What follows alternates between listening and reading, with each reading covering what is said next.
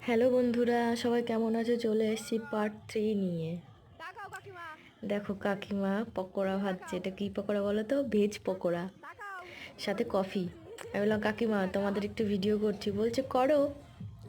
তো করে নিলাম। এদিকে দেখো তাকাও। সবাই কফি কফি খাচ্ছে, খাচ্ছে। আমাকেও পকোড়া দিয়েছিল, আমিও খেয়েছি।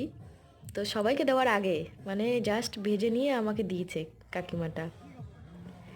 তারপরে চলে গেলাম এই কাকুর কাছে। তাকাও কাকু দেখো এদিকে। কড়াইশুঁটির কচুরি কি সুন্দর করে ভাজছে, ফুলকো ফুলকো। আর খাওয়ার সময় তো দেখলাম ফুলকো, মানে যেমন ফুলকো তেমন সফট আর তেমন টেস্ট কচুরিগুলোর। এত ভালো বানায়, মানে এই কাকুর হাতের রান্না আমি আগেও খেয়েছি। আমাদের বাড়ির পাশেই এক দাদার বাড়িতে কালী পুজো হয়েছিল, সেখানে এই কাকু রান্না করতে এসেছিলেন। সেই থেকে কাকুকে মানে আর কি চেনা। খুবই ভালো রান্না করেন কাকু। তো দেখো কায়দাটা দেখো কি সুন্দর করে ছুঁড়ে ছুঁড়ে দিচ্ছে, আর একসঙ্গে কতগুলো করে কচুরি ভাজছে কাকু। ভালোই লাগছিল।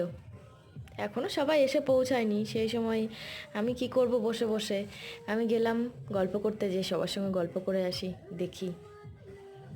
ওদিকে চিকেন ধোয়া হচ্ছে, মেনুতে চিকেন আছে তো তাই। বুঝেই গেছো না আমরা কোথায় এসেছি, এখানে কি হচ্ছে? ঠিক ধরেছো, এটা পিকনিক হচ্ছে। এই পিকনিকটা আমাদের প্রত্যেক বছর হয়। এটা আমাদের শ্রদ্ধেয় স্যার করেন, করে থাকেন আয়োজন প্রত্যেক বছর জানুয়ারি মাসে।